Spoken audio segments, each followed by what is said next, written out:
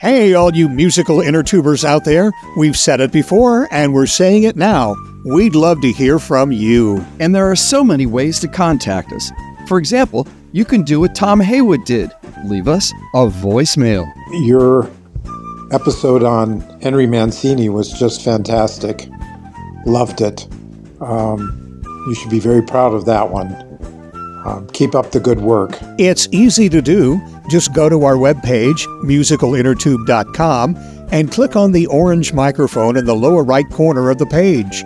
Then, click on the orange bar that says Start Recording. Also on our webpage, you can click on Contact at the top of the page to leave us a message. Or on that same top bar, click on Rate the Tube and tell us what you thought about one or all of our shows. And you can always send us an email at musicalinnertube@gmail.com. We'd love to hear from you. As Tom Haywood says, Talk to you soon.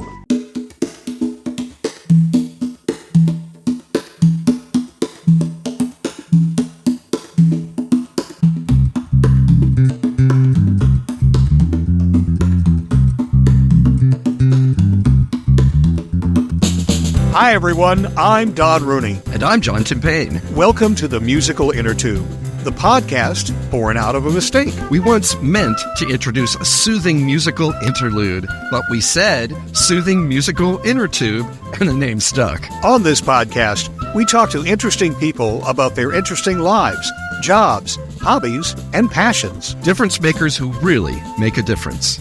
Today, the Musical Innertube welcomes a great friend of the podcast, author Galina Vromen. Galina is a longtime international journalist, nonprofit executive, and author.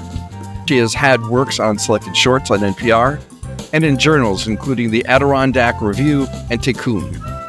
We're so excited to talk about her new novel, Hill of Secrets. Welcome, Galina Vromen. Thank you so much. What a pleasure to be here. You bet. Listen, Galina, let me situate your novel so our listeners can follow along.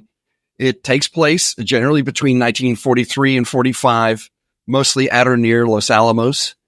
Its central figures are people, which include two couples, a young woman who is the daughter of one of the couples, who come to be part of the atomic bomb project. But this is not about flashes and booms. Those don't happen here. We hear about them, but the blasts are off center stage. Instead, what we see is a drama and sometimes a tragedy about people trying to live somehow amid a culture of secret keeping. People withhold what they know or prevaricate, avoid, or lie to keep from telling the truth, either about the research or about their lives and relationships. And we see secrets and secret keeping tearing at the personal and social fabric. That seems so original to me, and I don't think many male authors would have written this kind of novel in that kind of setting. Can you talk about how that idea came to you? Well, it actually came to me on sort of two streams. One is that I've always been very, as far as I can remember myself, concerned about nuclear war and the use of nuclear weapons. So that was one thing that's always interested me. And the other thing is that really the whole issue of secrets, whether there's a tendency, I think, in the modern world, in today's world, to say, you shouldn't hold back, you should reveal yourself, you should tell people the truth all the time. And I come from a European background. My parents are Europeans, and they're very buttoned up. In Europe, you don't hang your laundry out. You don't really tell people what's going on. Secrets are, And so I became kind of fascinated with this issue of when is secret keeping a good thing and when is it a bad thing? When is it too much information? And so the two things actually coalesced. And the other aspect of that is very often families have secrets that you kind of know about, but you don't really know what it is. You know there's something, but you're not quite sure what it is. And then I had a conversation with a college friend, and he's an American historian, and he was talking about a paper that one of his students had written about wives at Los Alamos and what they knew and what they didn't know. And I thought that was really fascinating. And so I thought this whole theme of secrets and keeping secrets, to put it in the most secret place of the United States and have it where there's a huge, big secret going on, and to juxtaposition that big secret with the little secrets to raise the issue of secrecy, just worked for me. And I also, had, I've lived in Israel for many years, and a kibbutz is a place that has a lot of stuff going on. I mean, I was a journalist, and one of the last stories I did was a series on modern kibbutz life. And one of the things about interviewing for it was you would ask people a question, and you learned more from their silence in not answering it than from what they did say. So this whole issue of this kind of Peyton Placey kind of thing of a small community and what goes on, and was something that fed into my interest in all of this. It's interesting too, because it's very timely with the Oppenheimer picture coming out a couple of years ago that we have all that intrigue. But what you've done is you've taken your mind's eye, the camera, if you will, that the book provides, and just turned it around 180 degrees, so that now, instead of seeing all of the stuff that's going on behind the closed doors to invent the atomic bomb, you're seeing what's happened to all of the other people outside who are involved in it, whether they like it or not. All the families that were dragged from wherever they were comfortable to Los Alamos, New Mexico, which is, by all accounts, not a very comfortable place to live. So that was an interesting twist, is to go away from the big secret, and you're right, to all the little secrets that were happening in the village itself. Well, I really looked out that the Oppenheimer movie came out around the time that I finished the book, because for all the years that I've been working on it, and people say, "What's your book about?" and I would say about Los Alamos, and most people didn't know what I was talking about. And then the Oppenheimer movie came out, and there was all of a sudden a lot of interest in it. And that was really just a stroke of luck, because I've been working on this for way, way, way longer. I mean, probably working on it before they even started the movie, working on the movie. So that really helped the fact that the book got sold. It's interesting too, because what you just mentioned, a lot of people know that the United States was first to create an atomic bomb. And we are still the only country to have used that in anger, in a war. We used it to encourage Japan to surrender. And as you make so abundantly clear toward the end of your novel, there was a lot of time between the German surrender and the Japanese surrender. And in fact, the bombs fell after Germany had capitulated. And there was a real sense in both cases, and certainly for a few days after even the second bomb dropped, there was a real sense of, we don't really know what happens next. And I think that's really beautiful in your book, how everyone's up in the air a lot. They're up in the air all the time anyway, because all the scientists go up to the mesa where all the good stuff's going on, and their children and their husbands and wives have to sort of sit around and try to think of ways to have conversations without asking the wrong questions. And most people here don't know. When you said Los Alamos, they didn't know what that meant. Some people know what they know it was Los Alamos, Texas, anyway. So that's one Alamo, right? What is that? Willow tree or something in Spanish? It's interesting that is not more. I think, even after the movie, I think the movie does a pretty good evocation of life there.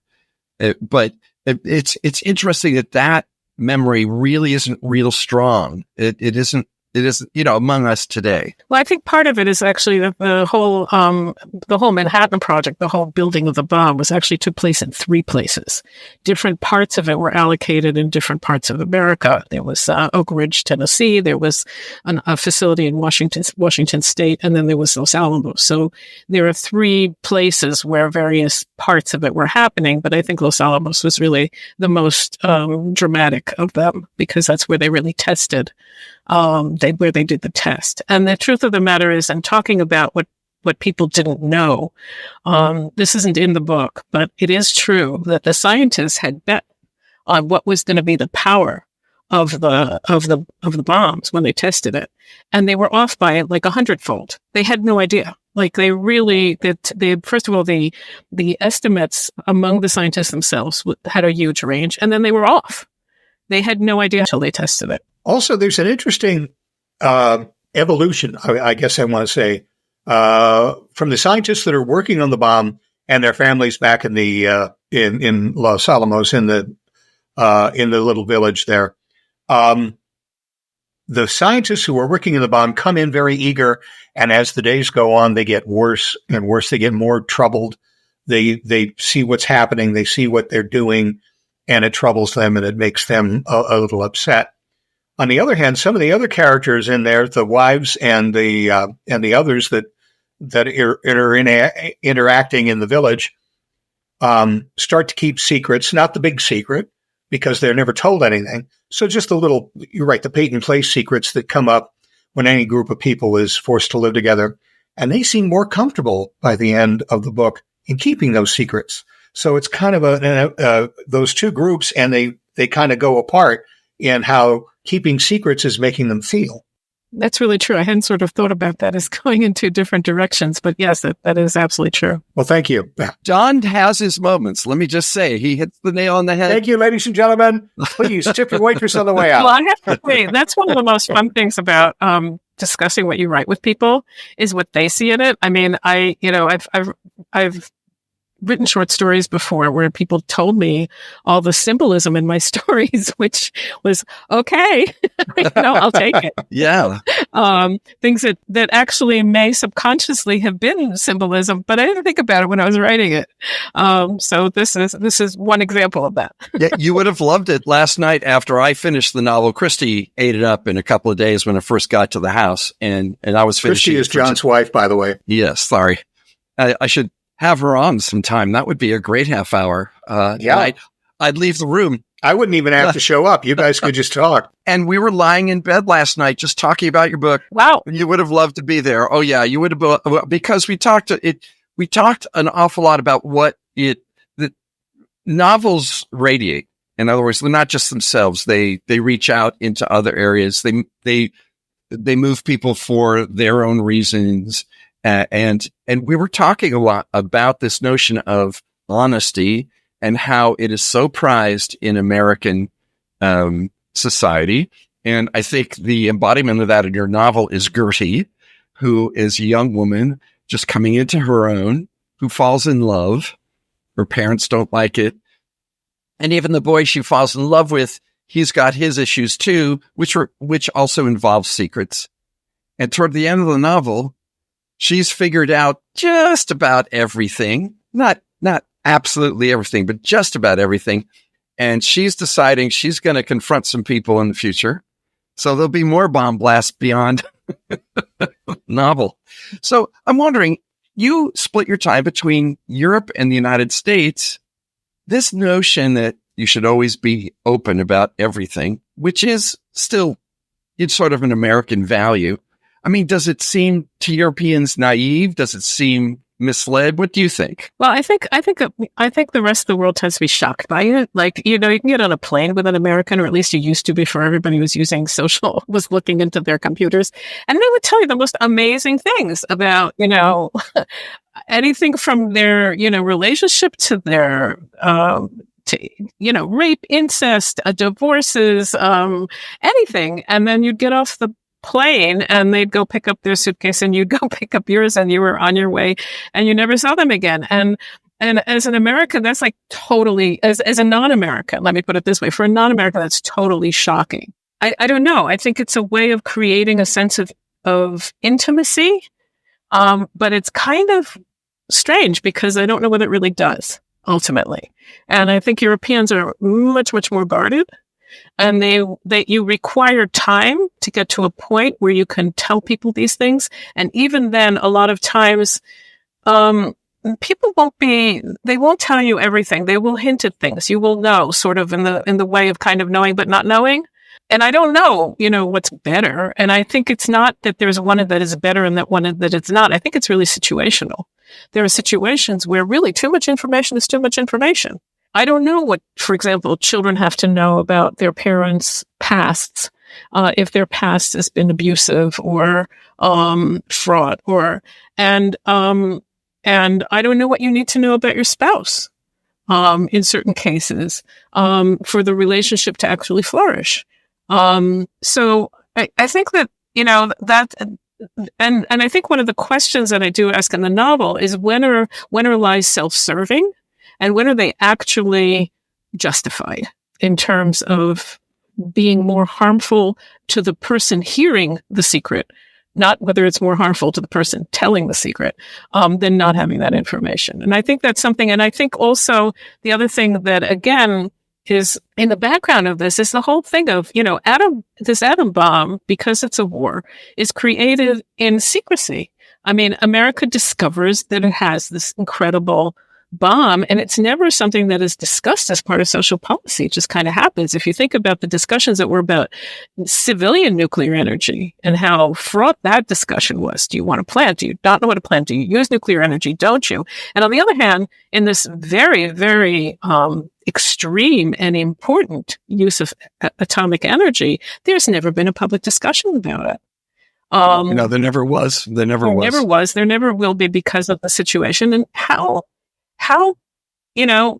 good or bad is that? And I think one of the things that certainly in the world that we live in today, and with the dangers that live in the world today, the issue of the deliberation before the use of this weapon is one that I would say needs to be on the public, in the public domain, and not something that is exclusively decided behind closed doors. It's interesting because just to return to Gertie for just a moment, she's the person from whom I wouldn't say the most is being kept, but the different kinds of secrets are being kept. Her parents, Kurt and his wife, Kurt, by the way, is one of the physicists, I believe, at work on the bomb. When he comes home, he can't tell anybody about the work he's doing. And of course, Gertie wants to know all about it. She's heard about something called the gadget, which is the nickname by which the atomic bomb is going through the camp. But her parents also have the fact that they have left war-torn Europe, leaving their family behind.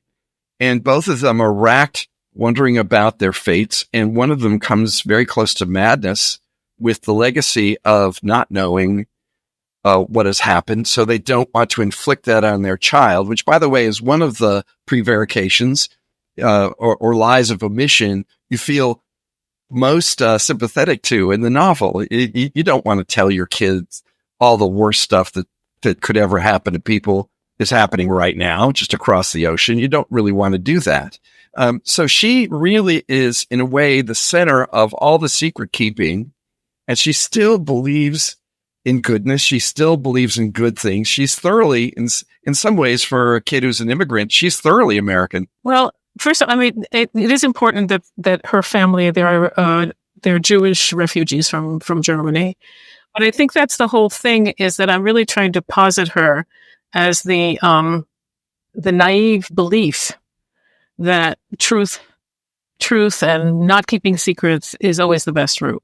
So she's the true believer in this thing, and that's why she's the young person, because she doesn't have effectively the sophistication to really say, well, sometimes you do want to keep things quiet and sometimes you don't. And so that's kind of why it's in her. And also I think the curiosity of a teenager, a kid and a teenager, they always think that everybody's trying to keep everything from them. And they really think that being adult is figuring out what everybody's keeping from them.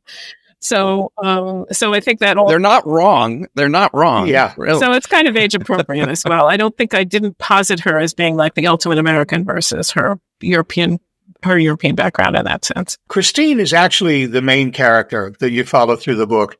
And she is one, if I go back to one of my original statements, that has secrets to keep and is, by the end of the novel, much more comfortable in keeping those secrets than she was at the beginning. Would you agree with that? Absolutely. And actually, I've been reading about the science of lying. And it's very interesting. Neurologically, the more we lie, the less we need to use our frontal cortex to do it, the more automatic we become at it. Sure. So you're describing Donald Trump is what you're doing. It's actually true. The more you lie, the more comfortable you become doing it, and the less mental front part of your brain do you need to use to manufacture the lie. You're good at it. So that's. But yes, she does become. She does take on bigger and bigger secrets, let's say. Yeah. What are you hearing from your readers, if you're hearing anything about their response to the characters in the book? People do like the characters by and large. I would say it's very gendered. It's very interesting. There are very few male readers, and they also give the most negative, negative reviews. But the positive ones are really that they really are drawn to the characters, and they are drawn to the geography of the place and the descriptions of daily life there, and how. I think it gives a very vivid portrayal of what life was like there. And I did a lot of research.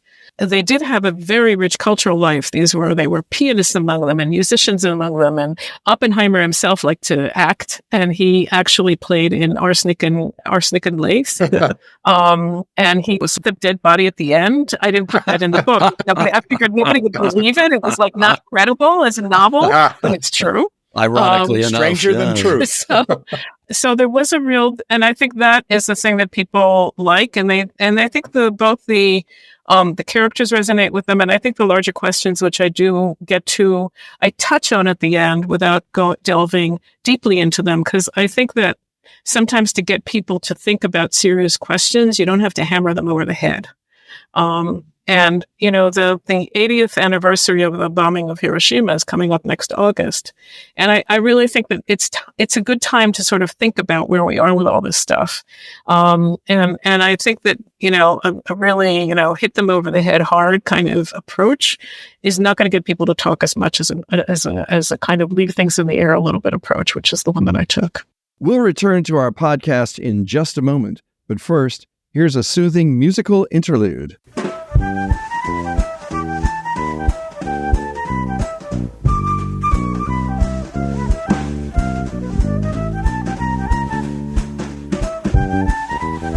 Hello Secrets is the first novel by our guest, Galina Vromen, who has a long career as an international journalist, nonprofit executive, and author. Galina divides her time between Israel and the United States. She has a BA in Media and Anthropology from illustrious Hampshire College in Massachusetts and an MA in Literature from Bar Ilan University in Tel Aviv, Israel. After a long career as a journalist in Israel, England, France, Mexico, and the Netherlands, Galina became a director at the nonprofit Harold Grinspoon Foundation. She launched 2 reading readiness programs in Israel, during which the 2 programs gifted 20 million books to young children and their families. She began writing fiction after her career as a journalist, and her work has appeared on NPR's Selected Shorts and in journals including the Adirondack Review and Tikkun. For more about Galina, check out her website, Galina Vromen, that's GalinaVroman.com. And now, we return you to the musical Innertube, already in progress. I want to talk a little bit about some of the efforts you went to establish the time and place where this takes place. First of all, Maria Martinez is a maker of pots, indigenous woman who lived near Los Alamos, and Christine befriends her and offers to become her basically a salesman of her work. Where did you come across Martinez's story? She's a real person, and her work is very highly valued today. And it does center the novel so wonderfully. She's not a peripheral figure. She really is, in a sense, sort of the voice of the area in a different direction. And she's had some losses herself recently. Her husband has passed away. He died very young. And I'm just wondering where you found out about her, because when I saw that pop up in the book, I said, "Oh my goodness!" Well, I actually can't remember. I've always loved pottery. I've always been interested in pottery. I've made pottery myself. And I don't remember where I first read about her. Because I started researching this book about 20 years ago, but then I ended up reading a couple of biographies of her, and I really did. Though she's an interesting character, and I made up this whole thing about, her having a relationship with Christine, but the truth of the matter is that that's all made up. And But it turns out that the person who first promoted her was in fact a white woman about the age of Christine, who was the wife of the guy who started the Marriott hotel chain. And she was kind of interested in ethnography, and she was interested in promoting that part of the country. And so she had sort of a commercial interest in promoting Maria Martinez. So so it turns, I mean, this is one of those things where you know and you don't know kind of thing. So I sort of intuited this whole relationship, and then I discovered later that there actually was a very similar kind of relationship that got Maria Martinez going. And that also, so it's really, but I honestly do not remember where I first read about her. She plays such an interesting role in Christine's life because Christine is most recently from New York City. And at first, at least, she ain't liking the desert very much. She gets to love it. And I think Maria helps her to become centered. She's what I like is that you avoid all of the pitfalls of a non-Indigenous person writing about Indigenous people. You don't impute to her any magical powers, but there's something about Maria that is centered in a way that Christine needs to find. She has to do it for herself. There's some video clips of Maria Martinez, and so I got to see those, and I got to see her. She didn't really talk English very well, and so she, in most of the videos, does not like to speak a lot. She lets her family speak for her. But you do get the descriptions of how she walks and how she's kind of very pithy in what she says. That really did come through in the video clips that I did see. And yeah, I mean, it was fun to discover. And I think really writing about the daily life gave me an opportunity to talk about the people that are not acknowledged as having been in Los Alamos, there were a lot of Spaniards and a lot of Native Americans who did the shit work.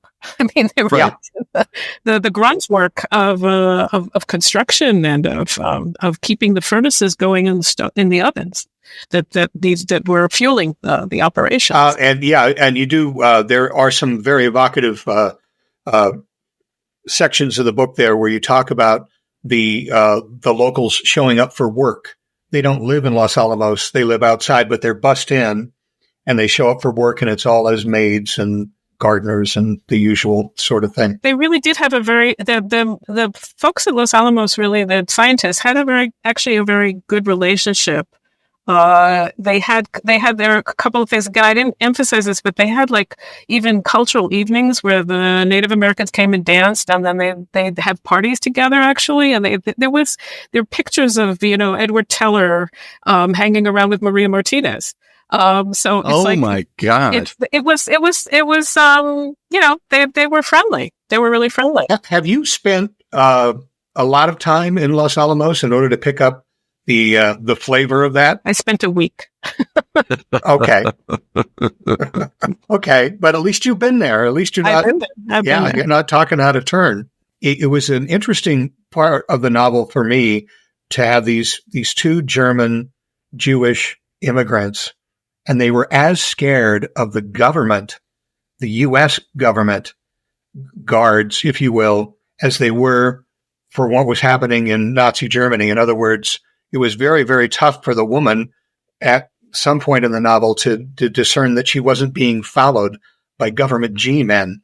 And it was just very ironic that the government secrecy was along the same lines as, the kind of follow you home to your doorstep and listen and eavesdrop that the Nazis were doing. Well, there is definitely the irony that, here was this community that's raison d'etre was to create a bomb to assure the continuation of democracy in the world, right? To keep a free world. And their lives were incredibly unfree.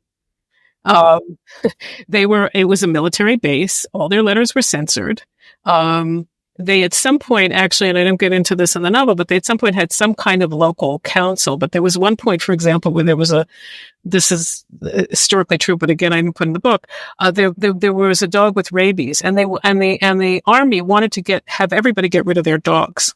Wow. and kill all the dogs at Los Alamos. And there was like an uprising of people who just said no. But this was like, the army says, you can't keep your dogs. So it was a very, that's a chapter that got kicked out at some point. Something had to go. But it really was very restrictive. They fined scientists who left papers out and didn't put them in a safe at night. You could get a fine for that kind of stuff.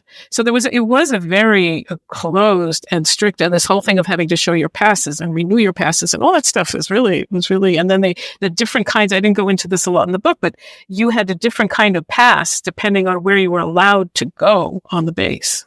So I just wanted to say, I wanted to compliment you on your choice of period pop music. Especially the selection of Powder Your Face with Sunshine. Now it's a little bit, it's a little bit out of time by 2 or 3 years. It's actually late 40s, early 50s when it was a hit. Still, it does have something to do with this story, because the lyrics were written by a man who was recovering from very serious injuries during World War II. And he sat down and he was broken.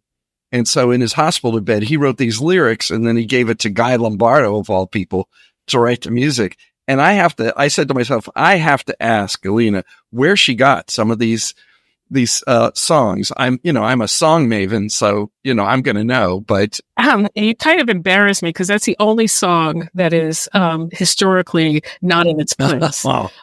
Because I discovered, to my horror, when I actually put it on my website, that, oops, it was 2 years later than what I have on my book. And only a song maven like you would exactly. Figure this I'm out. sorry. But anyway, I ruined the party. The truth of the matter is, it's all on Google. Yeah. I mean, you just look up songs of the 40s, and the unfortunate thing was, because of copyright on music and stuff like that, the original manuscript had a lot of the lyrics in the songs. Each of them was chosen with a very specific reason, because of what's happening in the situation or in that scene relates to the song. They're very, very specifically chosen for that. And unless you're really into the music, which is why I put the songs on my website, you don't really, that gets lost, because I couldn't, for the reason of getting copyright, I couldn't put those words in. That was brilliant, the way that you did that, because the songs often, although they're in the background or people are dancing in one room to it while a big conversation is happening in the foreground, the songs thematically guide you in some ways if you know what they're about. Right. And I just love that. The one that really shocked me was when I listened to it, and I just said, I have to use this one, I'd rather have a paper doll girl than a real life woman. And it's like, you can't get more misogynist. It's a symbol of the times. We can't even imagine the song it was today. And so that was really, I was trying to give, the sense of really what it was like for women, and what it was like, what the sentiments were, both about the war and about gender stuff at the time. And I really, I do hope that people, if they use the book for book clubs and things like that, will actually listen to the songs, because I think there's a reason for each one. They were done very deliberately. Yeah. And the relationship between Christine and her husband is one of the guys working on the bomb, actually is very, very realistic. I don't want to say that there's any kind of caricature in there. I know you want to make a division between men and women, and living at that time and what everybody believed and what they thought the role of the man and the woman is, but it's very flexible, really, between the two of them. They both actually deep down want what's best for the other one. And so the man, although they do have fights and disagreements, the man doesn't come off as a total misogynist bore. He's still there for her. And I thought that was an interesting play in their relationship. I tried really hard with him, because people kept telling me he's such a horrible guy, and I said, no, I'll make him nicer. I'll make him nicer. I kept trying to make him nicer, so that I mean, it's another thing is that I think in a book you want to have characters that, even if they do terrible things, or they're really kind of horrible people, you do want your reader to bottom line, see their humanity. So I think that was really very important to me to try and beef him up and make him an okay guy after all. And I think to their credit, both Kurt and Thomas, although they sort of discount their wives very seriously in the beginning of the story, come to, I think, a fuller recognition of them in their own ways. I'm not going to say that Thomas is ever going to change. He's always going to be a guy who's super smart and knows it. And so it can be a real pain to live with a person like that. But I think he does appreciate her at the end more than he did, even if he fights against it. And of course, Kurt comes to a very different understanding of his wife as it goes on. So that if they started as misogynists or as people who see women as zeros or null set, they don't at the end. Yeah, well, I mean, Thomas, to his credit, initially is attracted to Christine because she's not a typical, a woman who wants to be a housewife. I think that's actually that really in his case it kind of goes the reverse, which I think also may have been characteristic of that time. Your college guys wanted to marry a woman who had a college education, but they didn't necessarily want her to make use of it once they got married. So, I wanted her to forget that as soon as they tried to not. It was not to their. It harmed their status in the family if she worked. And I, in my own family, my mother insisted on working, and my father would say, like, "What do you need this for? Like, why are you doing this? Like, if she was like angry or something happened at work or she was annoyed, he would say, well, just give it up. Like, you don't need this. So, it was, so I think it was very, I think that was also very common at the time. And he is actually, at least initially, very pleased that she was serious about a career. Oppenheimer was something of a party animal, wasn't he? He was. I think my big disappointment in Oppenheimer in the film was that he comes off kind of cold in the movie, and he was anything but. I mean, any descriptions, and even if you see some of the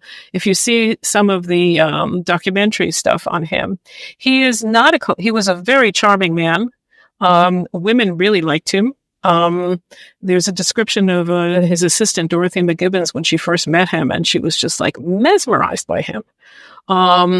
And so I wanted to make him much more sociable I wanted to depict him the way he really was, which he was a very sociable guy. And he really was very well known for his martinis and for, organizing parties and things like that. So yeah, he charmed these people to come. He was a really, he had great human skills. I mean, after all, to keep these scientists together, everybody with egos larger than a house, and to keep them together and to keep them working together, he was both brilliant and very, very accessible in some way. And they all liked working for him. They did. They really did. Even the ones he disagreed with a lot, like Edward Teller.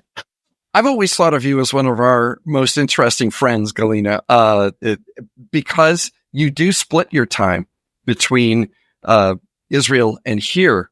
And speaking for yourself, do you find it jarring to go from one culture to the other with such regularity, especially at a time like this? I mean, they're real different places. I don't think jarring. I mean, I think people who have lived in different places have a kind of bifocal view of the world. You see things, you're never completely integrated in any one place, and you're never, so you always have a kind of a double vision going on. So you're aware of, and the funny thing, and I sort of feel I can pass in both places. So I'm kind of a little bit of a fraud in each one of them, but it also gives me a little bit of an outsider's perspective wherever I am. And I think that is enriching, actually. I mean, I think you can either, let me put it this way. As I have grown older, I have become more uncomfortable with that. And I tend to also befriend people who have similar double vision, that have also very often lived somewhere else, and so don't see things from more than one perspective. Galina Vromen, thank you for being our guest today on the Musical Innertube. The novel is called Hill of Secrets. Go out, read, enjoy. It gets the Musical Innertube stamp of approval. And we hope to have you back when you complete your next novel in 2037. Thank you. Thank you. If I'm still, functional at that point, I'll be happy to come back. Thank you very much. Thank you so much for having me. Take care. And thank you for listening to the Musical Innertube. Hey, let us know how we're doing. Send us an email at musicalinnertube, all one word, @gmail.com. Do you know someone with a great story to tell? Let us know. Send us an email or log in to our website, musicalinnertube.com, and click on the microphone in the lower right-hand corner to leave us a voicemail. And while you're on our website, take a few minutes to listen to past episodes of the podcast. They're all there, along with pictures and biographies of our guests, blog posts, and lots more. And as always, our thanks to virtual band Car Radio Dog for providing us with our theme music.